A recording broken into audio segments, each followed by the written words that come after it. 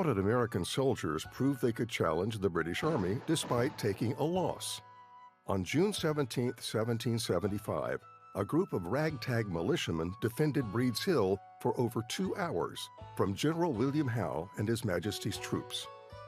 Allegedly cautioning his men, "Don't fire until you see the whites of their eyes," William Prescott and over 2,200 patriots withstood hillside assault after assault until they ran out of gunpowder and resorted to using muskets and rocks as blunt weapons. After violent hand-to-hand combat, the British secured Breed's Hill. Although Breed's Hill, remembered today as the Battle of Bunker Hill, was a British victory, the Americans sustained less than half the casualties as the British. The battle diminished the King's forces, which eventually led to the evacuation of Boston.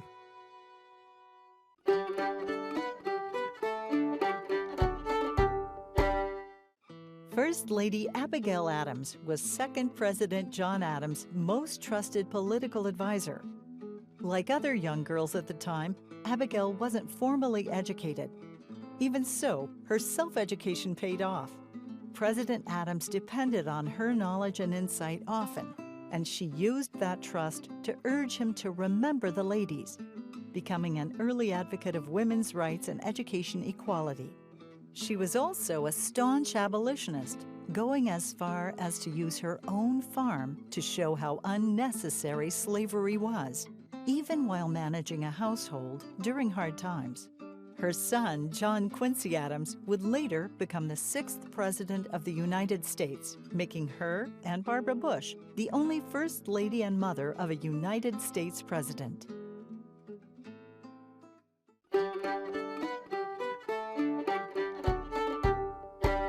Where should the government get its power? The Declaration of Independence is the founders' answer.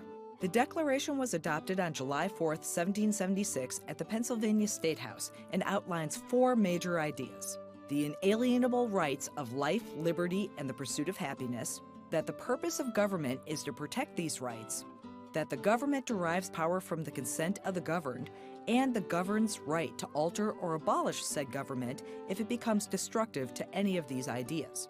Primarily authored by Thomas Jefferson, it establishes the 13 colonies as a democratic republic and lists grievances to King George III, which justify the colony's separation from Britain.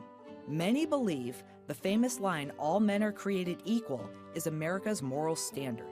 That's why many U.S. social justice movements rally behind the Declaration's ideas of equality.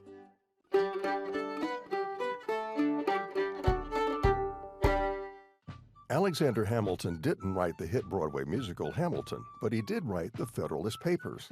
The term Federalist was first used in 1787. Formed by Hamilton, James Madison, and John Jay, the Federalists encouraged the newly formed country to adopt the U.S. Constitution and establish a stronger central government. To promote these ideas, the 3 men wrote the Federalist Papers, which were 85 essays arguing for ratification, with Hamilton writing the majority. Hamilton and the Federalists were able to convince Washington and his administration to embrace national and state debts, pass tax laws, and create a central bank. This movement was met with fierce opposition by Hamilton's political rival, Thomas Jefferson, who worried about the loss of individual and state rights. Though they were fundamental in preventing the destruction of the United States in its infancy, the Federalist Party's power dwindled after John Adams became president.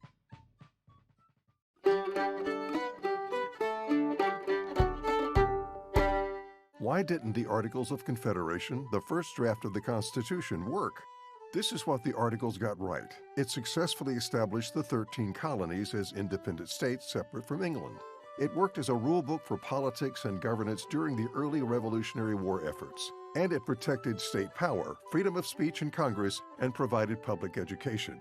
So what went wrong? Money, trade, and law enforcement.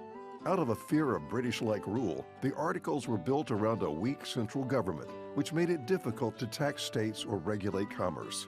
It didn't have the power to enforce treaties or help manage foreign relations with native tribes. These issues led to the 1787 Constitutional Convention in Philadelphia. The original plan was to revise the Articles, but instead an entirely new framework was built. And that's how the U.S. Constitution and our strong national government was born.